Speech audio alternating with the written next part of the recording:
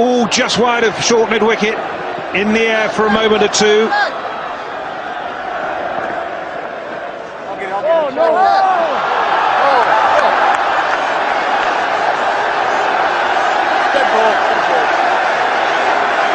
Now what's happened here?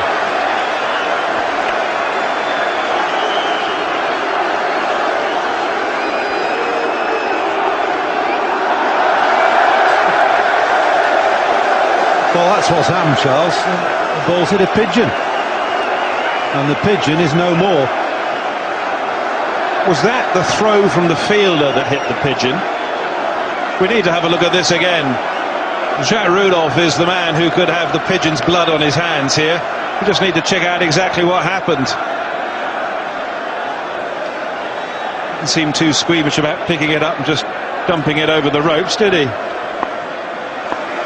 Right, okay, let's have a look at it. I think we can reveal exactly what happened. Rudolph did the fielding.